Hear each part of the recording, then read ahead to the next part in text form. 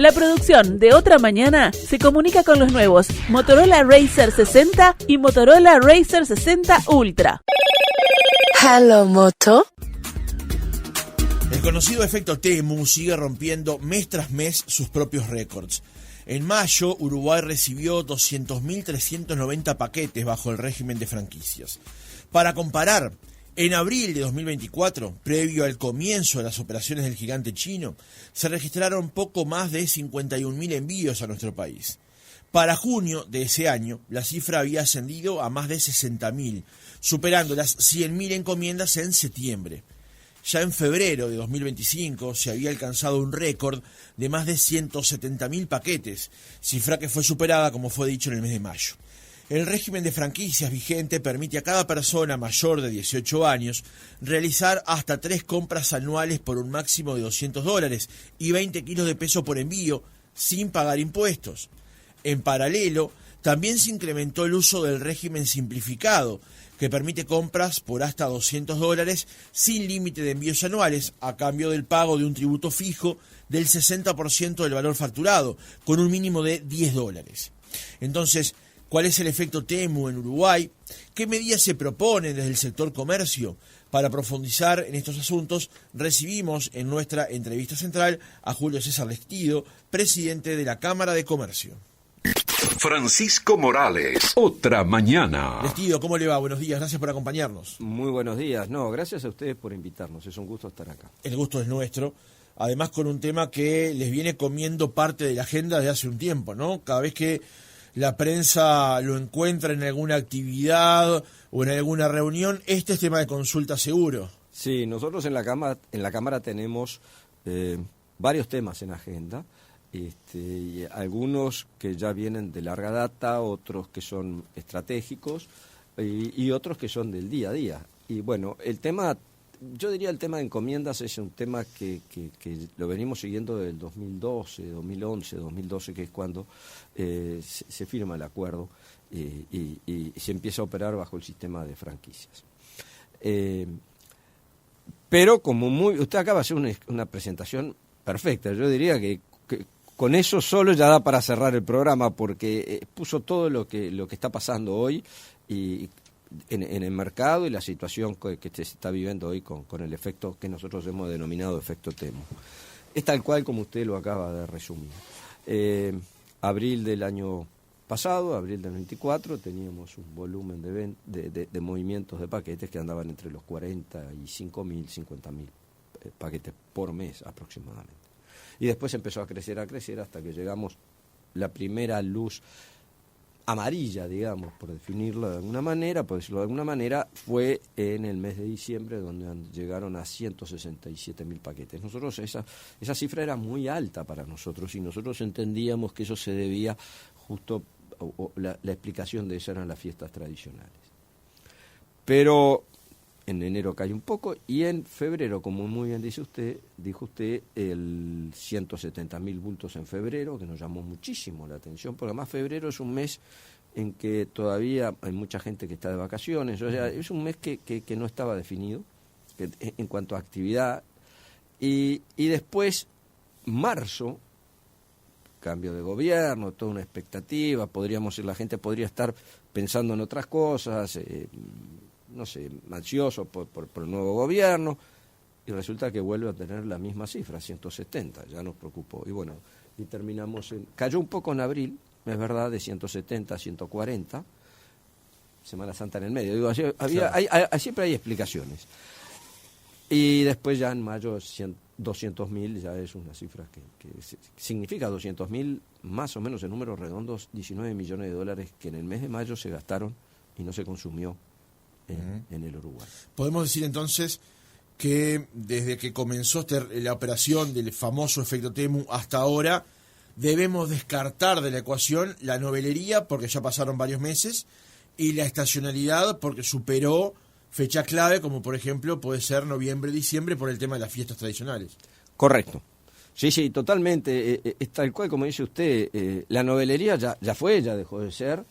Y por supuesto que ya hoy no se está contemplando, no se puede justificar estos grandes movimientos por lo que puede ser fiestas tradicionales, alguna fiesta, algún día que tira mucho, el Día de la Madre es un día que tracciona mucho, el Día de los Abuelos, digo, hay una cantidad de días o eventos o fechas que nos permiten decir, bueno, acá esto se podría justificar por esto. No, estamos hablando no tenemos ningún día en el mes de febrero especial para el sector de la actividad comercial y bueno, tuvimos 170.000 vueltos.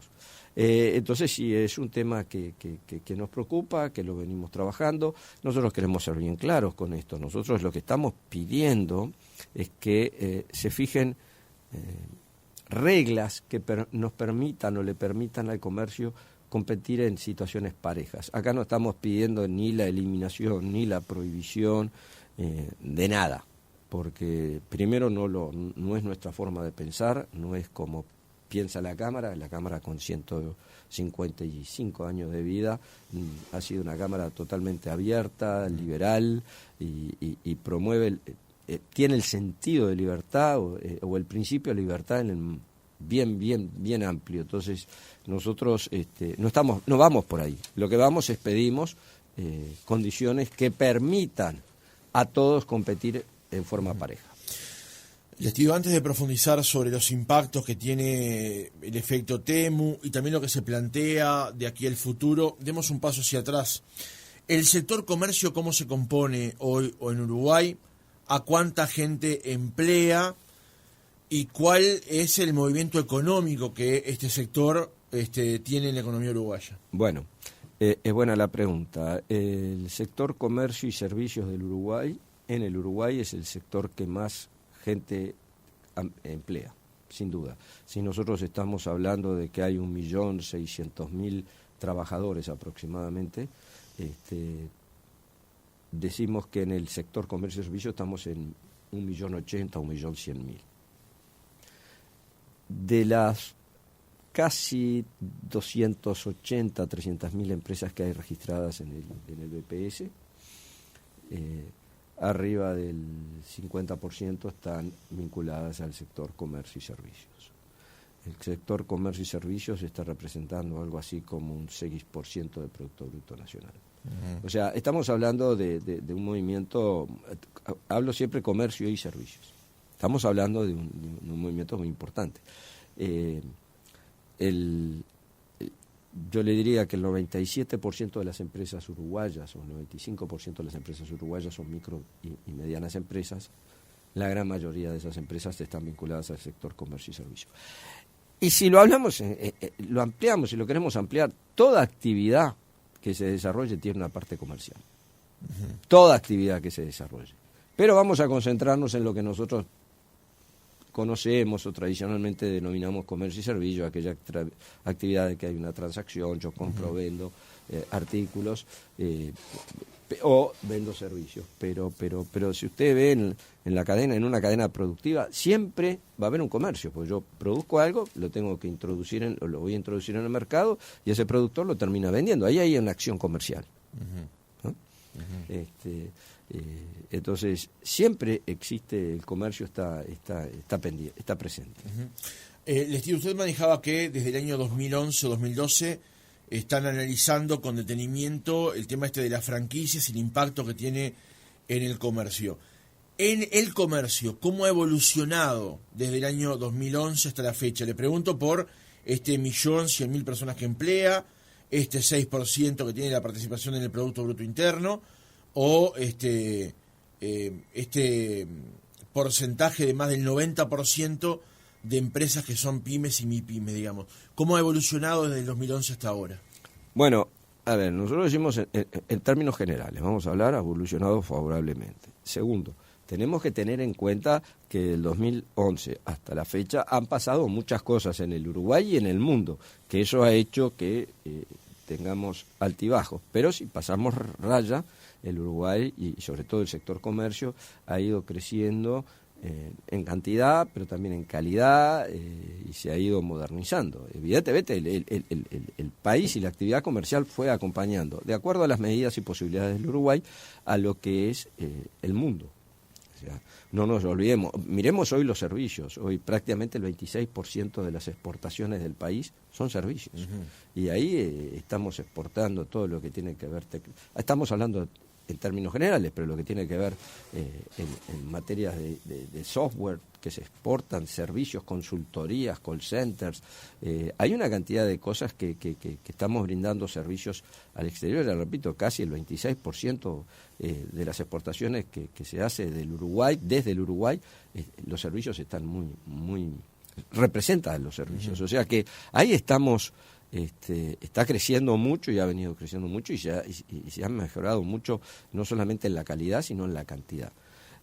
Así que yo diría que a pesar de los altibajos que tuvimos, no nos olvidemos lo que nos pasó a nosotros en el año 2020 con la pandemia. Yo creo que uno se olvida rápidamente, vivimos en un mundo tan vertiginoso que nos olvidamos lo que pasó, pero en 2020 se paró el mundo y sacudió al mundo entero. Por supuesto que nosotros también. Por suerte a nosotros las medidas que se tomaron en aquel momento nos permitió seguir caminando y hoy, mirando hacia atrás, realmente Uruguay fue un ejemplo de cómo se manejó la pandemia en el país. Y por el otro lado no nos olvidamos que salida de la pandemia tuvimos problemas con fletes, tuvimos problemas de una inflación internacional muy grande, cuando digo flete, escasez de mercadería, el mundo se había parado y había que empezar a funcionar.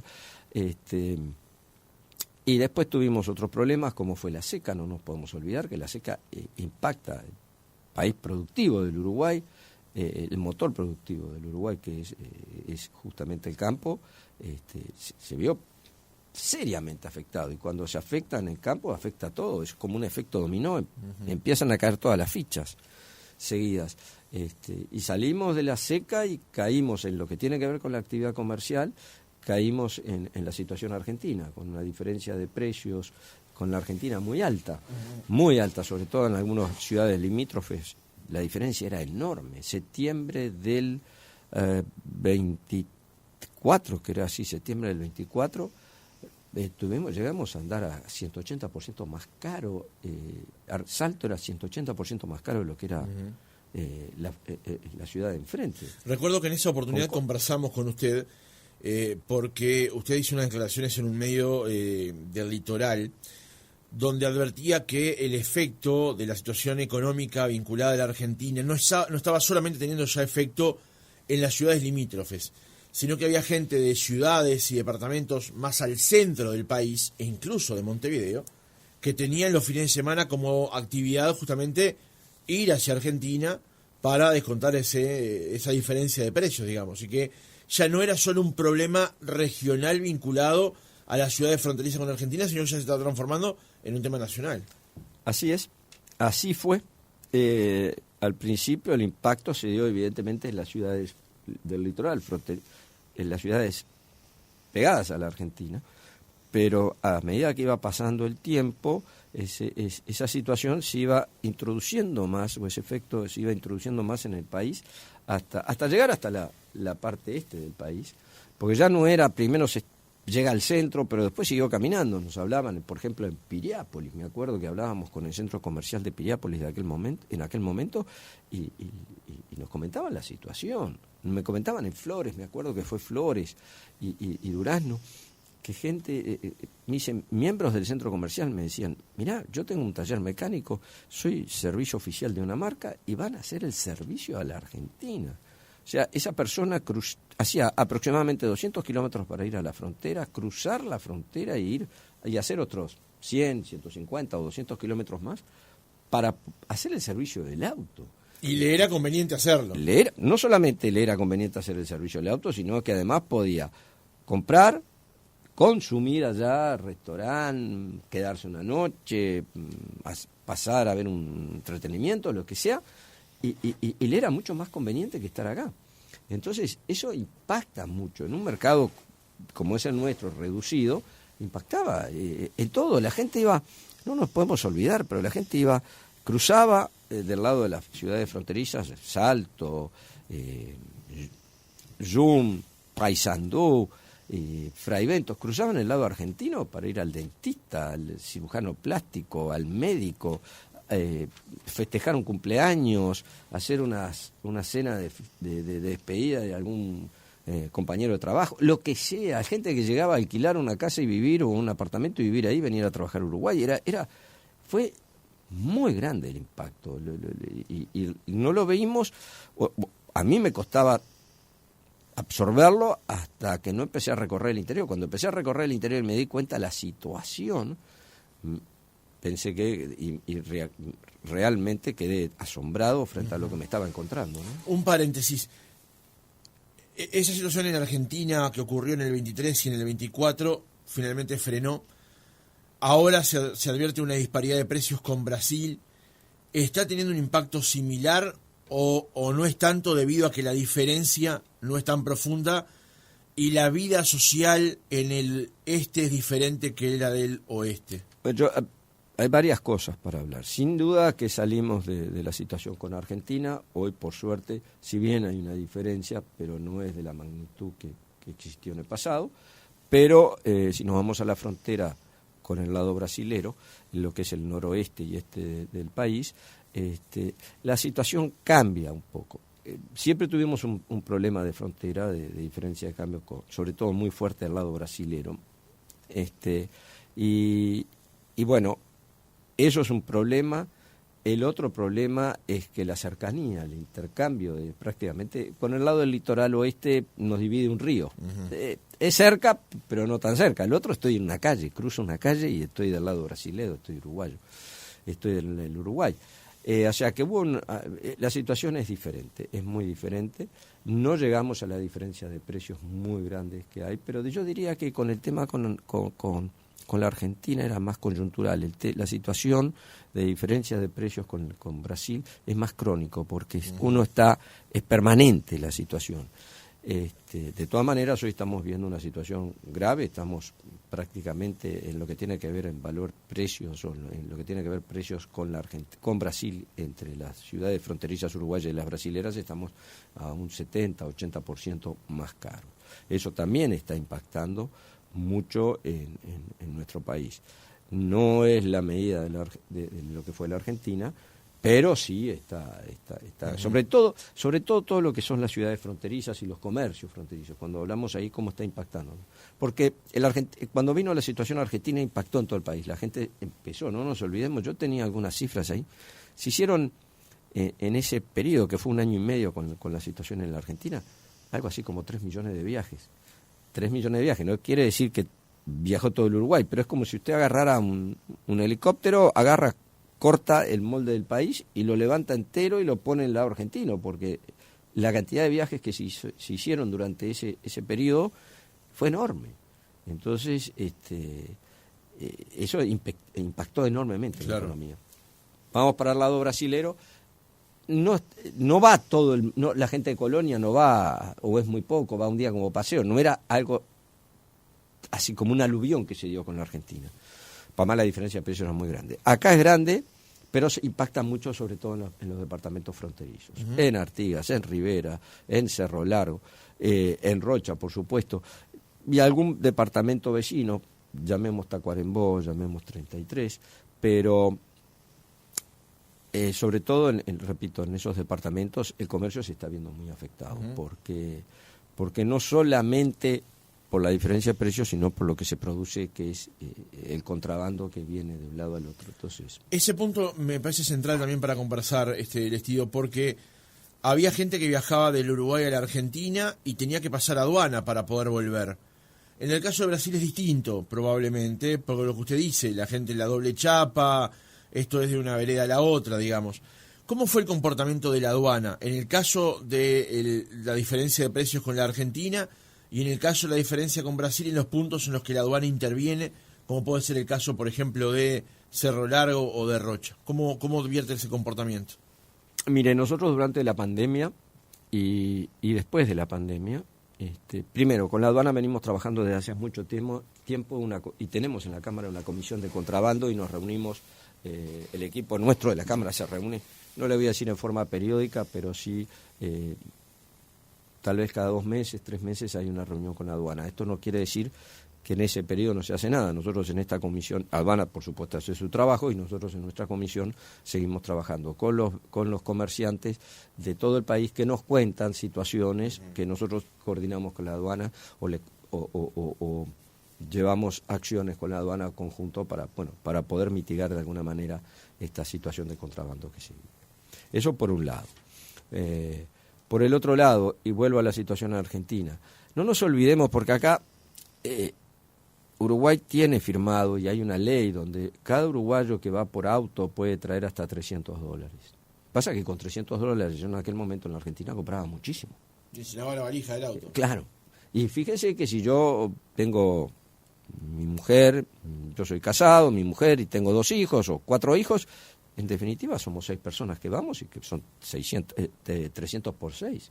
Entonces, y en aquel momento $300 en la Argentina era mucha plata. Entonces, ¿qué quiero decir con esto? Porque uno piensa decir, pasa todo y la aduana... No, la aduana hace los controles que puede hacer y que tiene que hacer, y lo hace, pero la aduana tiene que respetar también leyes que están vigentes. Entonces, yo no le puedo prohibir a un uruguayo que vaya a la Argentina y me traiga $300, o si va del lado brasileño, porque está por ley, está autorizado. Claro. Además, en ese caso, la gente podía traer $300 en mercadería, pero además podía cambiar la rueda del auto, hacer el service del auto, hacer cuestiones que tienen que ver con la salud personal, digamos. Le pongo un ejemplo muy, muy simple.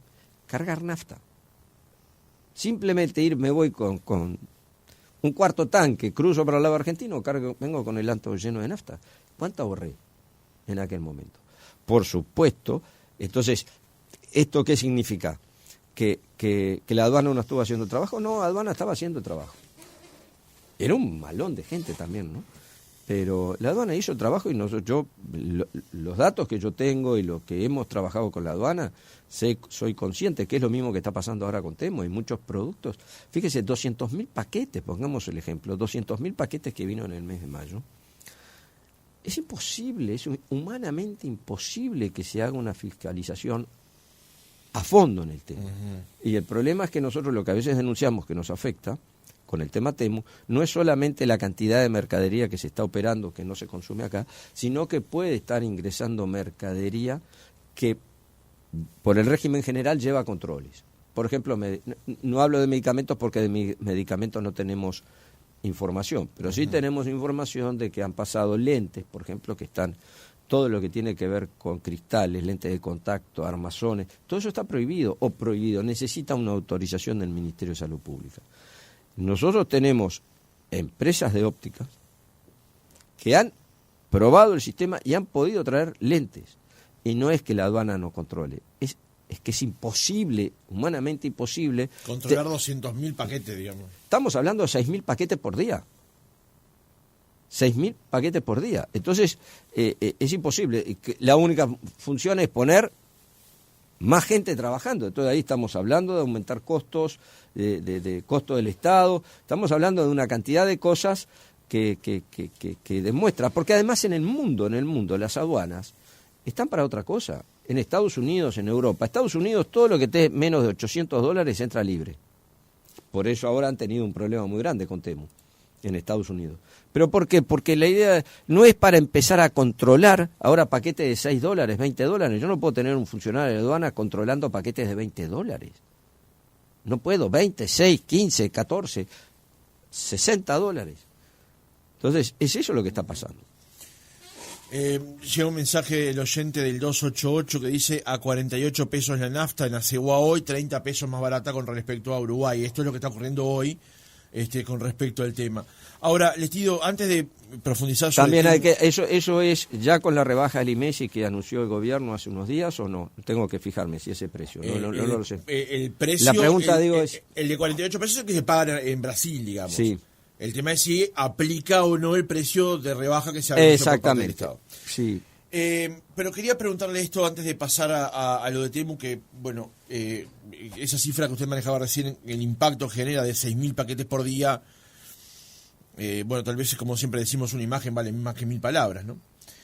Ahora, una cosa que uno advierte, Lestido, con respecto al tema del comercio en Uruguay, es que tanto Temu, Argentina o Brasil, lo que han también desnudado, más allá de las diferencias de precios que había con Argentina, que eran absolutamente inabsorbibles en función de la diferencia cambiaria, es que Uruguay es caro. Es caro en una cantidad de cosas que se pueden comprar, por ejemplo, en Temu. Después está la discusión de la calidad de los productos, que es un debate aparte, digamos. Pero ¿no cree que también que esta cuestión ha desnudado que Uruguay termina siendo un país caro para comprar? Claro, pero además no es un tema nuevo, es un tema que nosotros lo venimos denunciando, lo venimos planteando desde hace mucho tiempo. El Uruguay es un país caro.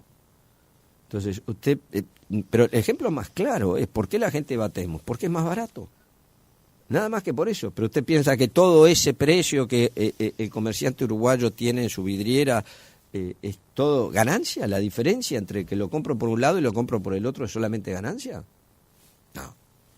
No es así. Porque además es muy fácil. Si todo eso fuera ganancia, el comerciante lo que puede hacer es bajar el precio. Y eso no pasa. Porque hay un costo fijo del país que es alto.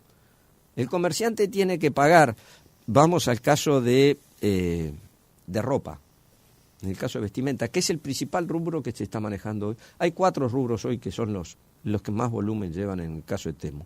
Y hay uno que venía ocupando el segundo lugar y pasó al tercer lugar, que es juguetes. Y el segundo lugar, hoy lo está ocupando artículos para el hogar. Uh-huh. Y de decoración, pero artículos del hogar. Entonces, fíjese, tomemos el caso de la vestimenta. Yo importo...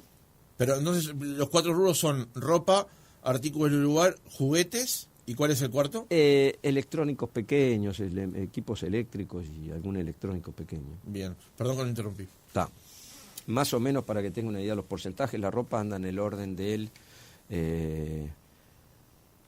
20% aproximadamente, no sé si es un poco menos del 20%. Lo que tiene que ver con artículos para el hogar, estamos hablando de un 13%, un 12%, un 11,70, un 11,8, una cosa así, por ciento son los juguetes, póngale 12, y el otro está en un 10% aproximadamente. No llega al 10%, pero lo araña, lo está tocando el 10%, más o menos esos. Después entraron repuestos de automóviles y alguna otra cosa, pero porque es más complejo el automóvil, yo tengo que tener el número de chasis para que venga, pero entran, algunas cosas entran. Pero estos son los 4 hoy, digamos, los primeros 4 lugares que del ranking. Sí, acá está condensado el 60%, número más, número menos, digamos. Más o menos está ahí, lo tiene ahí en el 60%. Entonces estábamos hablando de lo que significa para un comerciante importar ropa. Hablando del flete, y usted compra la mercadería, tiene que pagar el flete, el seguro, pero vamos a hablar del flete. A eso hay que agregarle, para poderle ingresar al país, usted tiene que pagar el arancel de aduana para poderlo importar. Después tiene que pagar la tasa consular, después tiene que pagar el IVA de la importación, tiene que pagar además un 10% de anticipo de IVA, además tiene que pagar, en el caso de la vestimenta, un 15% de anticipo de IRAE. Eso para poderlo tener, importar la mercadería, vamos a decir, lo tengo en mi depósito. Ni estamos hablando de pagar depósito, que yo no lo tengo que alquilar un lugar para poner la mercadería. El local donde yo estoy vendiendo, si ese local o donde yo estoy trabajando, ese local es alquilado o es mío. Si fuera alquilado, el alquiler. Más la cantidad de funcionarios, los sueldos de los funcionarios que yo tengo, BPS, y hay una cantidad de gastos más, logístico, despachante, todo eso es lo que tiene que pagar. Cuando usted suma todo eso, le da un porcentaje muy alto. Cerca del 80% aproximadamente del valor de la mercadería es lo que usted tiene que estar pagando. O sea que la otra vez... Eso hemos terminado un diálogo un poco irrisorio sobre el tema del valor de los calzoncillos cuando conversamos por teléfono. Pero, vamos a comer calzoncillos, vamos a poner media. Pero le hago una pregunta, espere, déjeme terminar porque hay costos que, si bien alguno le puede decir, bueno, pero vos adelantás el 10% del IVA en la importación, sí, pero es un costo financiero eso. Y el 15% de IRAE también, después yo lo descuento. Pero son adelantos. Pero esos adelantos hay que tener la plata. Y no le digo si tengo que tener un permiso para importar por medio ambiente, si viene con mercadería, si son cajas de cartón o no. O sea, hay una cantidad de costos. Si importa juguetes, Cada juguete tiene que pasar por el LATU, es una disposición de Mercosur, pero tiene que pasar por el LATU, donde aproximadamente tiene un costo del ensayo de 13, 14 mil pesos aproximadamente por juguete, para que demuestre que ese juguete evidentemente no es nocivo para nuestros chicos y que se puede vender libremente en el mercado. Por Temu eso no pasa. Entonces, vio que le fui agregando cosas que, y sí, llegamos al final del día, sí, el Uruguay es caro. Entonces, ni le hablé de las tarifas, ni le hablé de las tarifas de agua, de luz. Comerciales. ¿No? Comerciales. A mí me decía una persona en un departamento del interior del país, pero además del interior, me refiero del centro del país, me dice, Julio, yo vendo celulares en esta ciudad. ¿No? Y me dice, yo tengo un local que será 15 por 10, o menos, 10 por 10. Yo vendo celulares. Yo no gasto agua. ¿Qué podré gastar una vez que vaya al baño? Me lavaré las manos, usaré la cisterna, lo que sea, una vez que vaya al baño. Pago más que lo que yo pago de consumo en mi casa, donde está mi mujer, mis 2 hijos. Yo lavamos, cocinamos, nos bañamos. Yo vendo celulares y pago una tarifa de agua que es altísima. No tengo nada que ver, no tengo una florería donde de repente tengo que estar regando, no tengo un lavadero de autos, no. Vendo celulares. Dice, ¿cómo hago yo para enfrentar esto? Impuestos de puerta y una cantidad de tarifas que son altas. Entonces los tipos dicen, no somos competitivos, y es verdad. Frente a eso, yo tengo comerciantes y grandes importadores que me dicen, la misma sandalia que yo traigo de China, Temu la está ofreciendo al consumidor final al mismo precio que yo la compro. Y además Temu se hace cargo del flete y me la deja, de los 2 tipos de flete, de China al Uruguay y lo que se llama el flete corto, el flete de milla, que es desde el lugar donde llega la mercadería hasta mi casa. Entonces, contra eso es muy difícil competir, es muy difícil. Nosotros teníamos, siempre pongo el ejemplo, estábamos recorriendo el país hace unos meses y fuimos a distintos lugares y me acuerdo que se arrimó una señora diciendo, yo quiero poner una casa de artículos de bebé en mi ciudad. Dice, yo no puedo poner nada. Yo estuve trabajando, después de la pandemia quedamos con el trabajo medio trunco y yo ahora quiero emprender esto. Frente a esta situación y frente a los precios que tiene Temu, yo no emprendo. Vamos a volver entonces un paso hacia atrás. Cuando usted hablaba, por ejemplo, en España le dicen chándal, acá le decimos jogging, digamos. Sobre el precio de un jogging, el 80% del valor que alguien va a pagar es costos que la empresa asume que son para el Estado. Aproximadamente es eso. Más o menos, digamos. Más o menos, sí. Y solo el 20%... Me olvidaba, perdón, otra cosa. En el caso de la vestimenta tiene que pagar lo que se llama una licencia automática o algo así en el Ministerio de Industrias, que de acuerdo a la tela que tiene, pero eso son licencias que se pagan. O sea, cada uno es una perla más que se le agrega al collar, que ya es bastante grande el collar, bastante largo, de regulaciones, tasas, impuestos que tiene que pagar el consumidor. Por eso entonces, o sea, lo termina pagando el consumidor, pero lo que lo tiene que pagar es el comerciante. O sea que la diferencia pasa porque Temu te ofrece un producto que está exento del 80% de los costos que sí debe asumir una empresa para venderlos. Exactamente. Algunos sectores, justamente en particular, están más perjudicados que otros, digamos, en el tema de comercio y por el ingreso de Temu. ¿Desde la Cámara se maneja alguna propuesta concreta en ese sentido? ¿Se está trabajando en diálogos con las autoridades en alguna dirección en concreto? Nosotros hemos mantenido reuniones con distintos organismos. Fuimos al Ministerio de Economía, estuvimos reunidos con el señor ministro, el 8 de mayo nos reunimos con el señor ministro, pero previo a la reunión con el señor ministro estuvimos reunidos también con los equipos del señor ministro y seguimos reunidos y seguimos en contacto. Hemos estado en contacto con la aduana, fuimos al Ministerio de Salud Pública, hicimos al correo Hoy el correo nos comentaba, yo estaba de viaje, pero nos comentaba el equipo nuestro que incluso, para que ustedes tengan la magnitud, el correo decía, bueno, al principio esto, cuando empezó a funcionar el sistema de franquicias o de Temu, había una franja del país, o sobre todo de la ciudad, del país, pero sobre todo de la ciudad, que realmente la franja costera, que era la que más paquetes recibía. Hoy hasta nos cambió la logística. Estamos yéndonos para el oeste del país, de Montevideo, estamos repartiendo en el oeste de Montevideo. O sea, ha habido un cambio muy grande en el comportamiento del consumidor. Y no es solamente diciendo son aquellas personas que están con alguna posibilidad frente a otras de poder comprar. No, ya es diferente. Ya está abarcando en todas las áreas de la ciudad y del país. Así que es un tema que está pegando muy fuerte.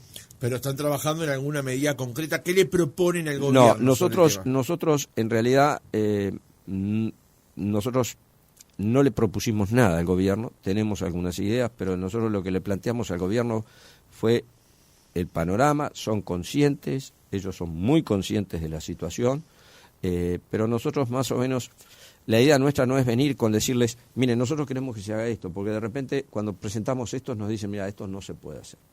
Porque no se puede hacer por esto, o por este motivo, o por el otro, no importa, pero no se puede hacer. Entonces, nosotros lo que así hacemos es explicarle, decirle lo que entendemos que han hecho otros países, y el Ministerio va a comunicarnos, está trabajando, y dentro de poco va a hacer un informe o una comunicación, no sé si irá ahora, si irá más adelante, pero son muy conscientes del tema. Y nosotros estamos trabajando, diría, codo a codo con ellos para paliar esta situación que es compleja, es una situación compleja, que afecta no solamente al pequeño y al mediano o a la micro y pequeña empresa, sino que también afecta al mediano y al grande. Los grandes también se ven afectados. Tenemos empresas grandes importadores que venden, que estamos hablando de personas que tienen empresas que tienen más de 70 locales, y nos está diciendo, esto está impactando un 30% en mis ventas. Gente que tiene, empresas que tienen arriba de 1.000 personas trabajando con ellos. Y cuando te dicen eso y te viene una empresa grande y dice, esto me está complicando la vida, imagínense lo que es para abajo. Claro. Aquellas empresas que tienen menos posibilidad o menos capacidad de acción. Entonces, volviendo a su pregunta, no me iba de la pregunta, nosotros al Ministerio no le propusimos. Nosotros, porque además tampoco queríamos ir con ninguna propuesta que pudiera generar ansiedad frente a nuestros asociados y a los comerciantes. Es decir, vamos a ir por esto y de repente están todos esperando y que esto no sale. Nosotros preferimos trabajar en silencio, mostrarles a las autoridades cuáles son nuestras inquietudes, qué es lo que pasa. Y bueno, una vez que salgan las comunicaciones o el Ministerio dé el anuncio o comunique qué es lo que a qué medidas se van a tomar con respecto a este tema, nosotros las vamos a estar evaluando en su momento. Pero antes no queremos sacar ninguna conjetura, ni tampoco decir, porque creo que podemos entorpecer o embarrar la cancha, por decirlo de alguna manera. Usted en esto juega con las cartas contra el pecho, ya no es la primera vez que lo entrevisto y en eso juega con las cartas contra el pecho, digamos, pero ¿cuál podría ser una línea? No digo que sea la decisión final que se tome, pero una línea que es atacar los costos de Uruguay a favor del comercio, atacar el régimen, atacar en el sentido de abordar, vamos a cambiar la palabra, sí. Abordar el régimen, de alguna manera limitándolo, por dónde podría ir la idea, digamos, porque tampoco tiene demasiados frentes esta realidad. No, es verdad, no tiene demasiados frentes. Nosotros, el abordar los costos del país para nosotros es muy importante. Y no solamente ahora, nosotros es uno de los temas que venimos tratando en la Cámara desde hace muchos años. Tal es así que nosotros el año pasado, en plena campaña electoral, le hicimos llegar a todos los partidos políticos un documento que llamamos el Pacto por la Patria, que en definitiva era ofrecerle a los partidos políticos, no fuimos a los candidatos y explico por qué no fuimos a los candidatos, pero le ofrecimos a todos los partidos, le presentamos, mejor dicho, a todos los partidos políticos, un documento donde nosotros plasmábamos algunos de los temas que entendíamos nosotros que son prioritarios, que el Uruguay debe seguir abordando. No es que no los trató nunca ni nada, es que debe seguir abordando, tal vez con más velocidad, para tener un Uruguay más competitivo, para tener un Uruguay, en definitiva, que sea mejor para todos nosotros. Uno de esos temas es justamente el costo del Estado, ser más eficientes, ver una cantidad de trabas, regulaciones, permisos, autorizaciones, certificaciones que el comerciante o la empresa uruguaya tiene que convivir día a día, que lo que hace en definitiva es encarecer los productos, demorar productos. Hay autorizaciones que de repente en algún ministerio demoran 1, 2 o 3 años. Yo pongo el ejemplo, fui a Salto a visitar una empresa, esa empresa estaba exportando cítricos y hacía 2 años que necesitaba exportar y estaba exportando y estaba esperando una autorización de un ministerio que hacía 2 años que no se la daban. Entonces, que no la tenía, no es que no se la daban, no tenía la autorización. Entonces, ese es el país que nosotros decimos de alguna manera que tenemos que modificar, tenemos que cambiarlo, tenemos que cambiar entre todos, un país más ágil, más dinámico, que nos permita competir en un mundo que primero es muy incierto, que es muy dinámico, que es muy competitivo y que estamos jugando todos una carrera para ofrecer la mejor manera a nuestros productos. Entonces, ese documento, vuelvo al documento, se los entregamos a todos los partidos políticos. ¿Por qué fuimos a los partidos políticos? Bueno, por la simple razón que es donde nosotros entendemos que se genera el pensamiento político. A los candidatos no fuimos porque eran coyunturales. Hoy yo puedo ser candidato, mañana no lo soy. Y nosotros queríamos que esto fuera a los partidos políticos, y si los partidos políticos entendían que era de recibo este pacto, que el pacto lo único que decía es, mira, este es el Uruguay que yo pienso, si estamos de acuerdo en estos temas, si querés lo invitamos y nos firmamos, simplemente para decir, no tenía ningún compromiso, simplemente para decir, estamos pensando igual.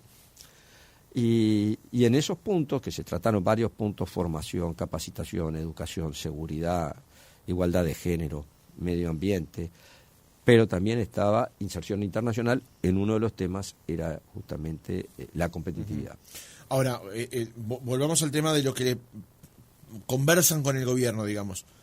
Para abordar el tema Temu, es ir por algunas bajas puntuales en algún sector, alguna de esta retahíla que usted nos presentaba de impuestos y obligaciones que tienen los comerciantes para con el Estado para mejorar la ecuación, o ir hacia algún tipo de limitante o limitación a aplicarle este régimen de compras a través de esta plataforma.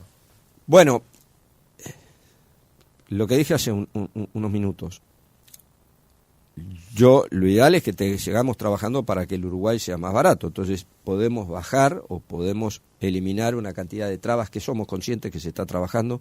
Hay una comisión creada por el Ministerio de Economía en este momento para trabajar en desburocratizar a todo lo que es el sistema comercial o el aparato comercial del país, ¿no? Hay una cantidad de trámites burocráticos que el país tiene que sacarse de arriba y ser mucho más ágil y más dinámico. Si fuera por eso, ese podría ser un camino, es un camino más lento, mientras tanto estamos teniendo problemas. Decir prohibir o decir poner trabas, no creo que la solución tampoco sea decir yo prohíbo o le pongo trabas, lo que decir es busquemos mecanismos que nos permitan. Y acá yo sé que me va a volver a poner la espada contra el pecho, y yo le voy a decir, nosotros no vamos a emitir un juicio públicamente hasta que no salgan las declaraciones o los comunicados del Ministerio, por una simple razón, lo hemos dicho y se lo pido que nos entiendan, lo hemos dicho con también en otras entrevistas que tuvimos en el pasado. Nosotros no queremos decir nada porque queremos que las autoridades trabajen libremente, que les digan lo que tienen que hacer, y nosotros ahí trabajaremos. Es claro, es bien claro lo que usted plantea, es claro, yo le pido que me entienda. Ahora, una sola pregunta más sobre este tema y ya cambiamos el eje del reportaje, digamos. ¿Ustedes esperan algún tipo de comunicación del gobierno para cuándo, teniendo en cuenta que este tema viene ya desde noviembre, diciembre del año pasado? Sí. A ver, los tiempos, evidentemente el tiempo los marca el Ministerio de Economía. nosotros es un tema que nos surge, es muy simple cómo nos damos cuenta por el movimiento. Usted acaba de presentar un excelente informe viendo los movimientos. Mes de mayo, 200.000 paquetes. Es un movimiento muy grande. Y el problema es que viene creciendo. No hay ningún indicio que diga, bueno, esto empieza a estabilizarse. Por lo menos hasta ahora no lo hemos visto. Desde abril del año pasado hasta ahora. Pero sobre todo se acentúa mucho desde diciembre. Tomemos como fechas críticas de a partir de diciembre hasta ahora, con algún altibajo tanto en enero como en abril, pero el nivel, el techo, el piso cada vez es más alto. Cada vez el tema de discusión sigue subiendo escalones, la plataforma es más alta. Entonces, estamos preocupados, lo hemos planteado, el comercio está muy preocupado. Nosotros no sabremos si esto va a salir ahora, si puede salir más adelante. Sabemos que está una ley de presupuesto que se está trabajando, que es un tema crucial para el país. Es el presupuesto de los próximos 5 años del país. Pero bueno, ahí estamos. Conéctate con Otra Mañana vía WhatsApp 092-770-111. Estamos hablando del reportaje con Julio César Lestillo, presidente de la Cámara de Comercio. El oyente del 661 dice: muy buen día, resulta insoportable la aturdidora publicidad de Temu en YouTube. Nunca he comprado, me predispone al punto que ni soporto el aviso, ni sé qué ofrece. ¿Cómo se hará para evitarlo?, dice Felipe. Es un tema también, ¿no? Aquellos que no tienen YouTube Premium, digamos, acceden justamente a la plataforma a buscar el video de una canción y lo primero que aparece es la publicidad de Temu, realmente que es aturdidora. Quería cerrar con una pregunta, Lestillo, porque lo vi hace pocos días y me interesaba este planteo. La plataforma Mercado Libre ha sacado una publicidad hace unos días donde una persona se le acaba el café en la casa y está planteando de si lo compra por Mercado Libre o va al supermercado. Solo que ir al supermercado le implica que alguien le paró el auto al lado y no lo deja salir cómodamente, que va a agarrar una lata y tira otras latas, y que la cola es larga, y que esto y que el otro, digamos. Teniendo en cuenta que el retail, el supermercadismo en Uruguay es un captador importante de mano de obra y también un generador de esto que hablábamos más temprano, ¿les preocupa que plataformas digitales que no tienen justamente el mismo volumen de generación de mano de obra y de logística puedan estar absorbiendo parte del sector del supermercadismo, por ejemplo? ¿Y que esto tenga derivaciones, por ejemplo, en el empleo? No, a ver, las plataformas digitales que ofrecen productos es un mecanismo que se viene aplicando ya desde hace muchos años y da muy buen resultado. Y yo creo que el éxito de cada una de las empresas, en definitiva, ¿cuál es el principio de una empresa? Uno piensa, y el primer concepto es para ganar plata. En realidad no es eso. El principio de la empresa es entender qué es lo que pasa en el mercado y satisfacer las necesidades del cliente, del consumidor. Entonces, si yo cuanto más cerca estoy del consumidor y mejor puedo tratar a mi consumidor, más resultados voy a tener. Entonces, hoy yo le digo, en muchas casas y en casa mismo, hoy se usa mucho el pedido del consumo en un hogar, el surtido, el pedido, como quiera decirlo. Mi señora lo hace por internet. Y eso es cómodo. ¿Pero en la plataforma del supermercado o el Mercado Libre? En distintos lugares. Claro, por una cosa es que... Ahora, lo de Mercado Libre es una competencia leal, establecida. No quiero decir que Temu no es leal, perdón. Temu está trabajando de acuerdo a las normas que están establecidas. Quiero ser muy claro. Yo creo que la posibilidad de Mercado Libre es una herramienta que me da a mí como comerciante, sea del rubro que sea, poder ofrecer productos y ampliar mi mercado. Yo hoy, y nos pasaba, y le mostramos en distintas ciudades del interior, empresas que se arrimaban y decía que desde la pandemia yo empecé a trabajar en plataformas, y yo productos que antes solamente vendía o en mi ciudad o en la zona cerca, en un radio de 40, 50 kilómetros que podía vender, hoy estoy vendiendo en todo el país, porque yo estoy acá y me piden un producto en Artigas, o me lo piden en Lavalleja, o me lo piden en Salto. Estoy ampliando mi mercado. Yo creo que los dos regímenes viven perfectamente, sin ningún problema. Lo que ha sido también, a ver, volvemos a lo que hablábamos. Usted hoy entra a un supermercado y tiene una cajera, pero puede cobrarse usted mismo o despacharse usted mismo por esas cajas. Sí. ¿Y qué pasa? Usted se perdió una fuente de trabajo. Se recicla. El problema es saber qué trabajo se necesita. Una mirada optimista es esa, la pesimista es la otra. No, pero yo trato de ser optimista siempre, porque además lo que va a pasar es que en el mundo ese tipo de trabajo ya no se va a usar más. Entonces, lo que tenemos que hacer es pensar cuál es el trabajo que se viene, cuál es el tipo de trabajo que se viene del futuro, que ya está, y qué es lo que se va a demandar del trabajo. Entonces, prepararnos para eso. Está bien, pero yo lo que le planteaba la pregunta es que hay una empresa que no tiene ni el cajero, ni el guardia de seguridad, ni el reponedor, ni ninguna otra cosa, y plantea que la compra del supermercado es mucho más fácil hacerla por una plataforma, y plantea que yendo al supermercado te podés encontrar con una serie de obstáculos para lograrlo. ¿Eso es leal? Sí, claro que es leal. ¿Por qué no es leal? Pero ¿sabe quién dice que es leal o no? El consumidor. ¿Por qué el consumidor usa eso? ¿Por qué? Es leal, por supuesto que es leal, está cumpliendo con las normas, es una competencia. Lo que pasa, a ver, me está ofreciendo una herramienta que lo que hace es satisfacer una necesidad mía. Para mí es mucho más práctico sentarme hoy y poder pedir esto. Uh-huh. Ahora, elimina la superficie, sin embargo las superficies siguen instalándose en el mundo. ¿Por qué? Porque ofrecen otras cosas, porque yo de repente entré en una superficie y yo iba a comprar café y a medida que voy paseando por la góndola, mira, tengo un vino para llevarme, no pensé, mira qué buen precio tiene el vino acá. Y, mira, me compré tal cosa, mira, esta ropa no la vi. Entonces, son cosas distintas y conviven, lo que pasa es que tenemos que buscar estrategias distintas. ¿Pero qué vamos a tapar el sol con la mano? ¿Vamos a decirles que no a las estrategias? A las nuevas herramientas, a la tecnología, que en definitiva Mercado Libre funciona y es una excelente empresa, porque quien dice eso es el público. Es una de las empresas más grandes de América Latina. Uh-huh. ¿Y por qué será? ¿Porque la gente no lo quiere? No, porque la gente entiende que hoy yo me puedo comprar, puedo comprarme.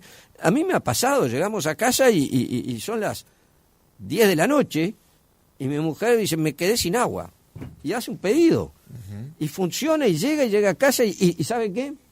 También está trabajando una persona que está haciendo un pedido de moto, me está trayendo el delivery. Sí, tal vez perdí una cajera o no, o reciclo, que eso es lo importante, pero me está trayendo una persona, que en definitiva la empresa esa sigue funcionando porque la empresa está trabajando, el repartidor va y compra la mercadería, o sea, la levanta y me la trae. Uh-huh. O sea, no, yo creo que mirarlos como enemigo no es el enemigo que tenemos es el futuro, el enemigo, por decirlo de alguna manera. El adversario. El desafío que tenemos es qué tipo de empleo se va a demandar el mercado laboral en los próximos años, que ya los está demandando. La robótica es una cosa que está instalándose cada vez más en la actividad comercial. Al principio lo veíamos como algo puramente de ciencia o para grandes empresas y todo, pero dígame si usted hoy no se siente más cómodo, más tranquilo. No es que sea más cómodo, tiene que esperar menos de repente que usted entra a un supermercado, viene con su carrito y va y se despacha usted mismo en una caja. Yo no le voy a negar que efectivamente es así como usted lo plantea. Ahora, lamentablemente ya estamos sobre el cierre del reportaje. Mucho de esto que usted plantea con respecto a lo que puede pasar con una plataforma, que por supuesto está bien, Galperín vio una necesidad, un negocio, desarrolló una empresa que hoy vale millones y que está en regla. ¿Y cuánta gente emplea también? ¿Y a cuánta? Porque nos estamos olvidando de eso. Ahora, también eso mismo se podía aplicar a las ventajas que tiene la utilización de Temu. El asunto es que en este caso lo que choca es contra que el comercio en Uruguay está invadido por una cantidad de impuestos que le cobra el Estado, y eso desregula la forma en la que se puede ver la dinámica Mercado Libre versus supermercados, comercio versus Temu. Sí. Escuchando ahora, usted mencionaba recién a un oyente que hablaba de la mercadería que nunca había comprado. Hay gente que ha tenido problemas con la mercadería que llegue. Uh-huh. Pero cuando la diferencia de precio es tan grande, el comerciante uruguayo no tiene posibilidad de reacción frente a eso, porque el comerciante uruguayo, usted lo compra en Temu y si tiene que reclamar, buenos días. Va al comerciante uruguayo, le ve la cara, le reclama, el comerciante uruguayo responde. Entonces, hay una cantidad de cosas. Lo que estamos hablando de ventajas o de beneficios que tendría comprar. a través del comercio establecido. Lo que pasa es que es tan grande la diferencia y el costo es tan grande que ahí estamos hablando no de no de legalidad, de ilegalidad, estamos hablando de diferencias, cosas que no, es como si usted, voy a hablar en términos automovilísticos, voy a hablar de mi marca, es como que usted me pusiera un auto de carrera o un Gol. No se meta con el Gol, que yo tengo uno de pero digo, a ver, son cosas distintas. Los dos el Gol, si usted me pone frente a un auto de carrera, seguramente la diferencia va a ser enorme. Bueno, es lo que está pasando. Entonces yo lo que quiero es competir parejo. Pongamos un Gol, con otro Gol y veremos a ver quién maneja mejor o qué auto está mejor preparado. Pero cuando usted me pone una diferencia muy grande, yo no puedo, por más que quiera hacer y por más que ponga el mejor piloto del mundo y por más que ponga el auto no va a rendir ni va a tener el resultado. ¿Por qué? Porque la diferencia es muy grande. Julio César Lestido, presidente de la Cámara de Comercio. Gracias por haber estado otra mañana con nosotros. No, muchísimas gracias a ustedes, es un gusto. La verdad que pasé muy bien.